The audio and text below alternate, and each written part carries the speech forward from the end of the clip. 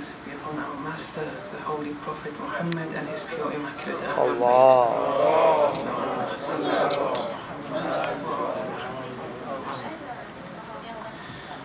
One of the main pivots to spiritual wayfaring and suluk entails the taming of the animal dimension. One has to endeavor, strive and succeed in this realm before being able to incorporate divine attributes within oneself.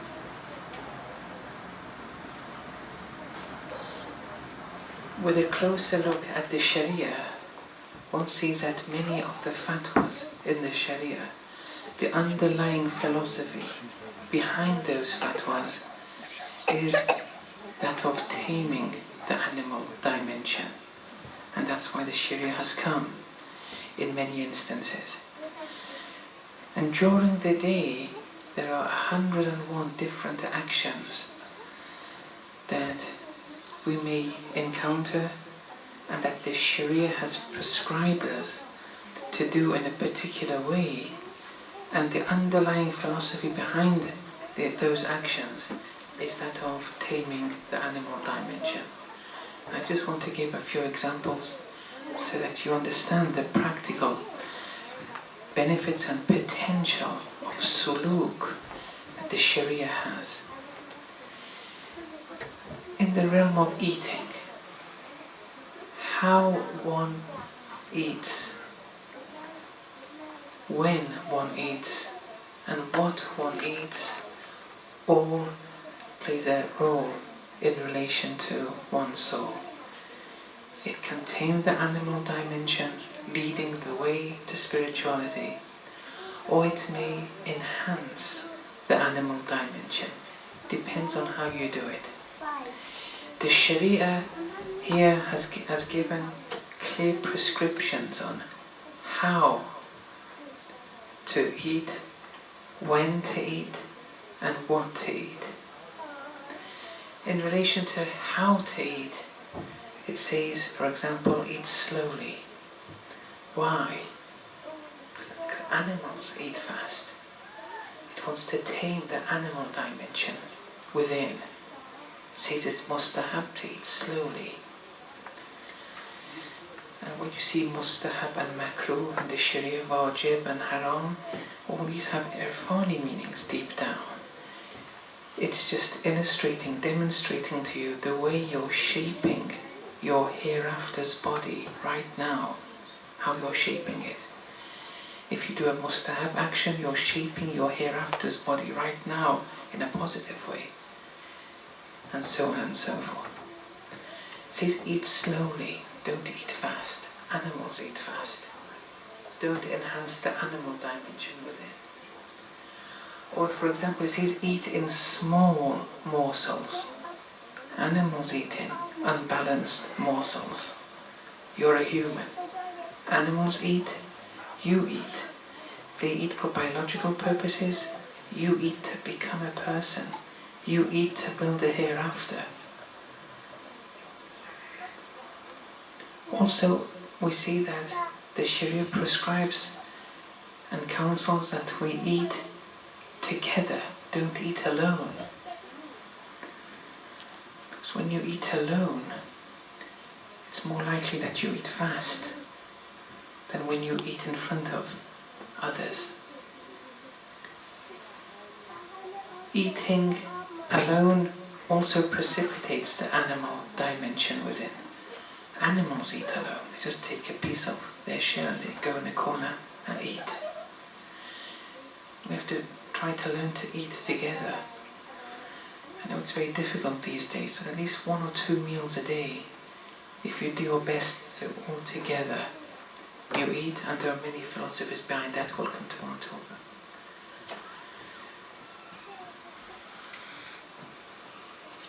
We have in Islam the Ibrahimi model, where Nabi Ibrahim alayhi salam, he would rarely eat alone. And even if it meant travelling kilometers barefooted in the deserts before he could find someone and then he would eat. He wouldn't allow that animal dimension at all to set in. Just shows the importance of it. But with the Ibrahimi model, we see that he would even invite the mushrikeen for dinner. And then when he would dine with them,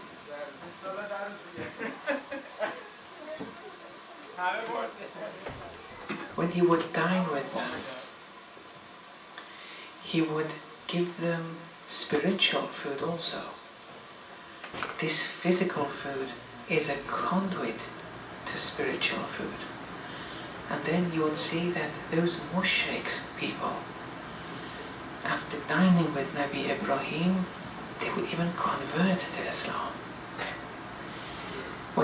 In gatherings, when you go out and people invite you, when you invite others, don't forget the main purpose, don't lose the plot. When you invite others, it's a conduit to give them spiritual food.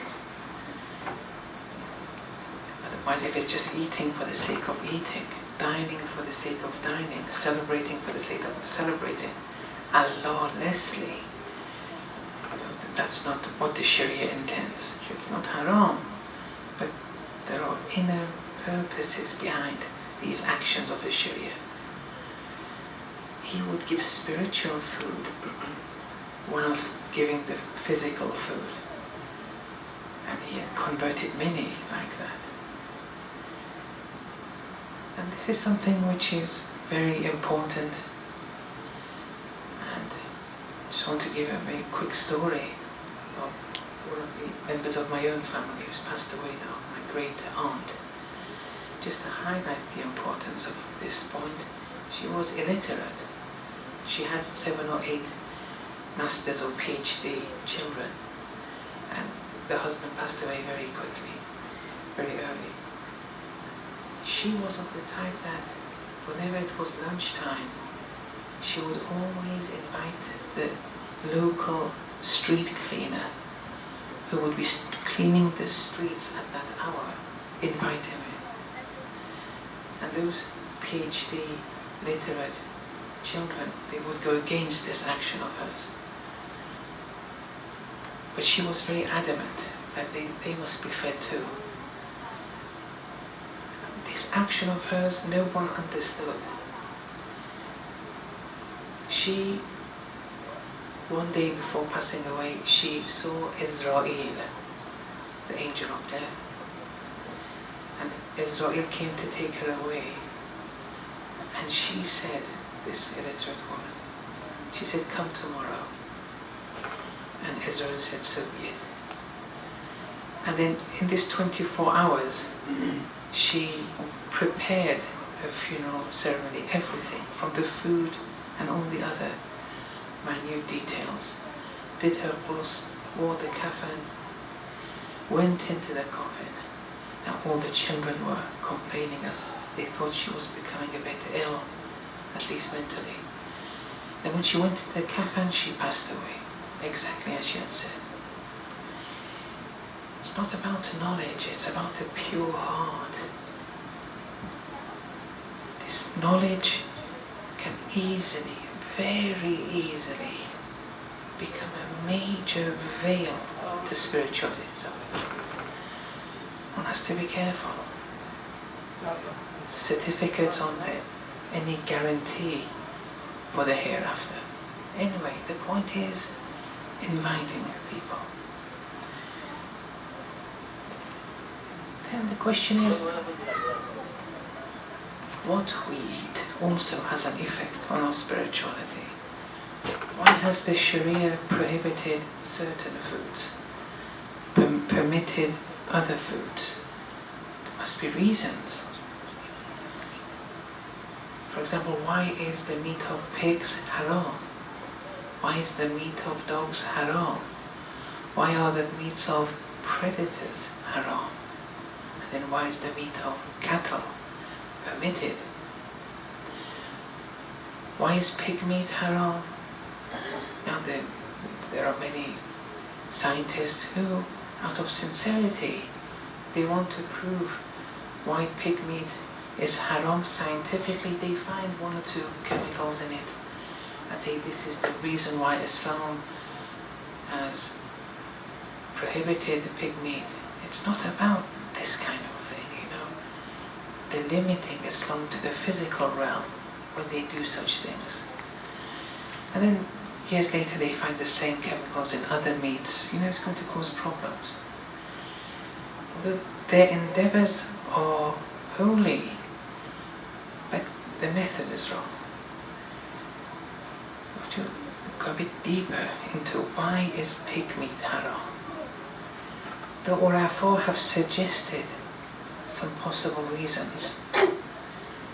They say don't consume pigs or you will attribute pig attributes within your soul.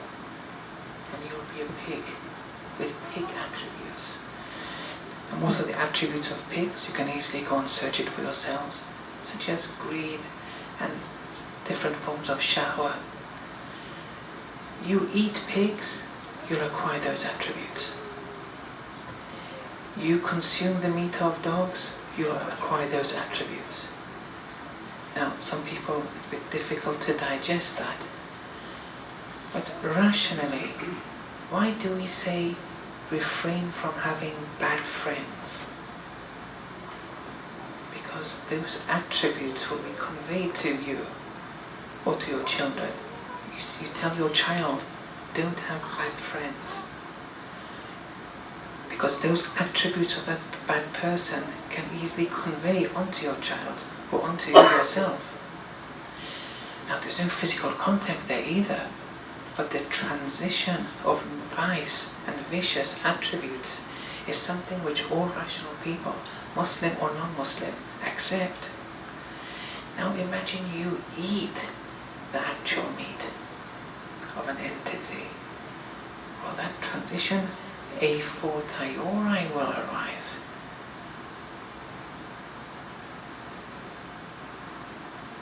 Now you eat pigs, you acquire pig attributes.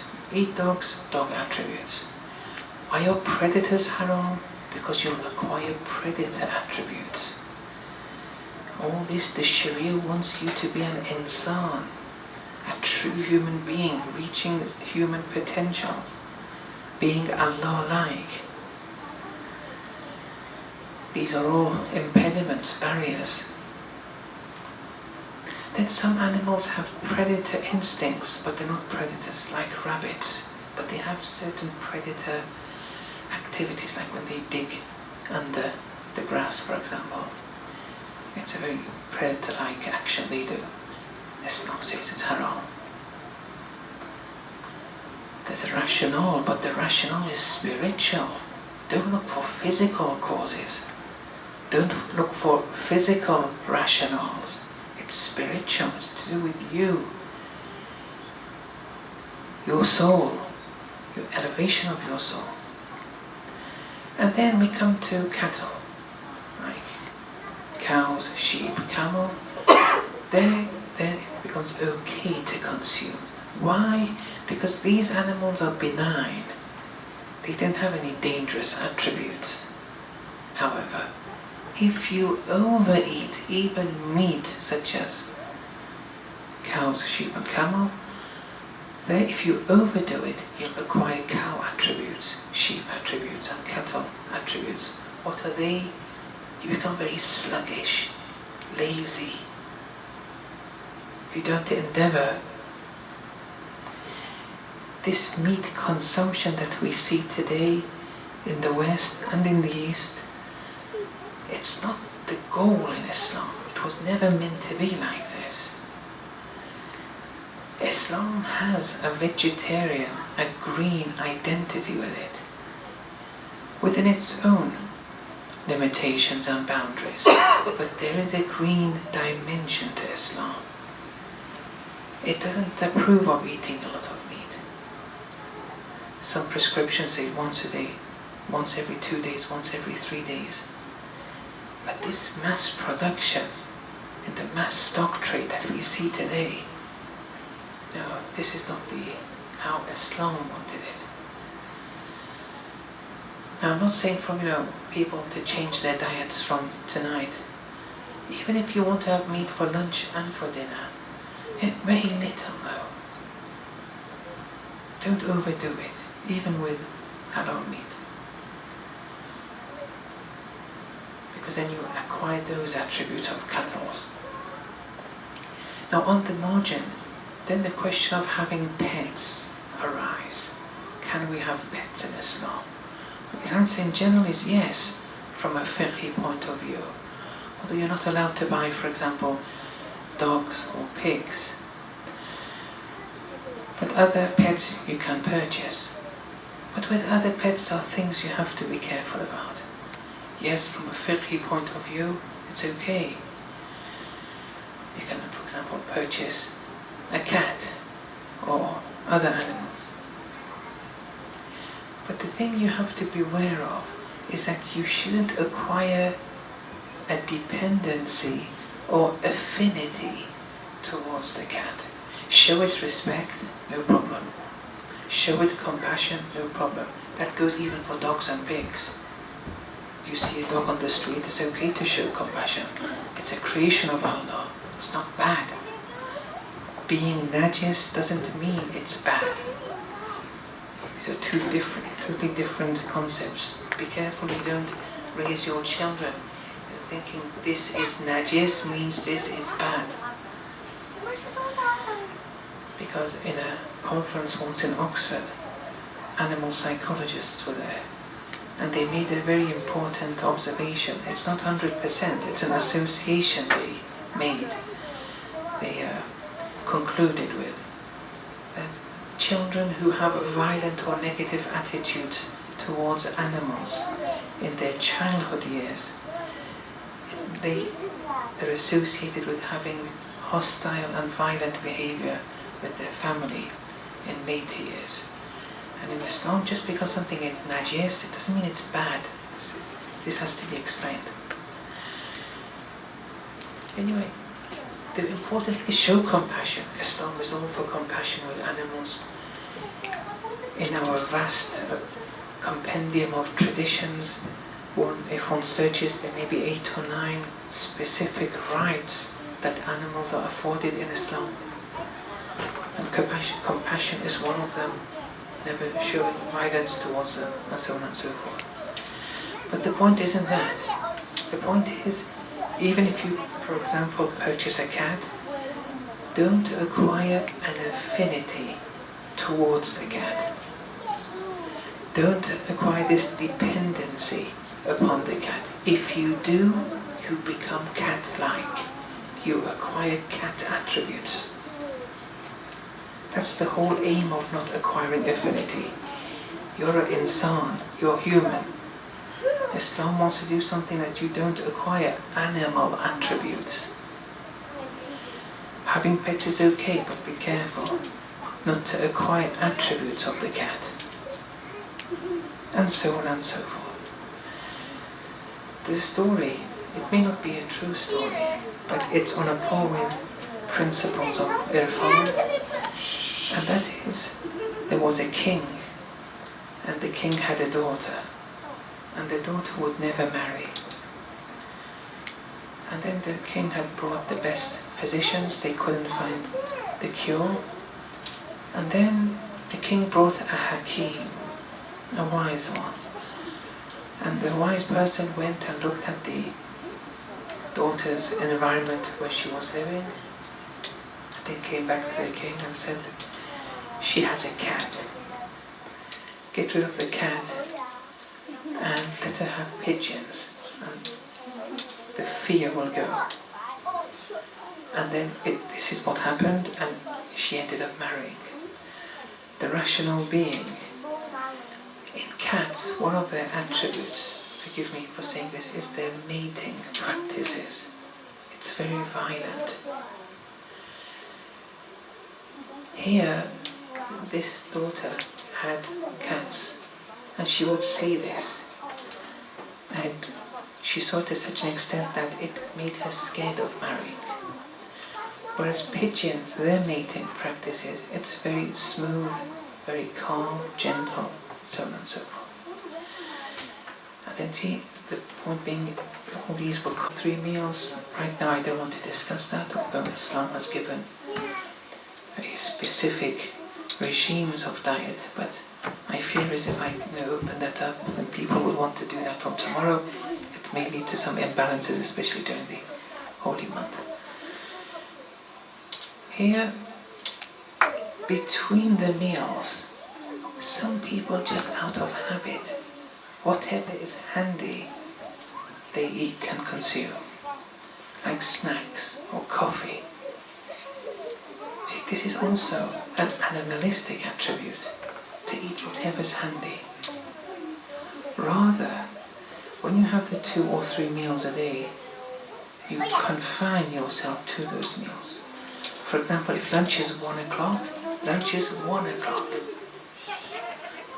Some people have lunch at 12 one day, the next day at 1, the next day at 2, the following day they miss lunch, the next day at 5. There's no disciplining of the soul. That's an animal life. We have meals and we have it, but we tell our body when to have it. The soul has to be disciplined, not the other way around. Once it's related that they brought Imam Khomeini's lunch 12:55. When they brought it, they said, bring it in 5 minutes. And that's someone who is disciplining the soul to the minute. So in between, one has to really avoid the snacks. And yes, there are exceptions. Sometimes people's meals are very little amount-wise. And one wants to have fruits in between. That's still okay, but at certain times, limit yourself, discipline the soul. So these are things which the Sharia have always put forward. The underlying philosophy behind all these rulings is that of taming the animal dimension. Just 1 or 2 small points that I've observed during my time here in America. Although in England it also exists, but much less. But in America it's becoming, maybe it's problematic. Maybe because of the environment here in America. After all, America is a very big country. One is with this question of lunch. People do take it very lightly and they have it whenever it's ready. There's no discipline there. And we've discussed that already. But another problem is the mobile phone. That whoever I drive with, they keep on using the mobile phone. Either for texting, speaking, or for GPS or finding the directions. See, such a person has no respect for human life. I'm sometimes embarrassed sitting as a passenger in such a car. When such a person has no respect for their passenger, God knows how they're going to treat those close ones to him or her. It's very important. These are important, very small points, but important, especially for one's ethics. Drive in a way that, if you're driving someone, for example, like me, it makes a difference between driving a person and driving a flock of sheep. If these people were to drive a flock of sheep, they would do exactly the same as when they're driving me. You can tell the character of a person in one's driving very easily. Like with one's eating, like with one's speaking, like with all one's actions. But these things we've forgotten now. These are forgotten truths. We're forgetting the I. We're forgetting the self. Okay. وصلى الله على محمد وعلى آله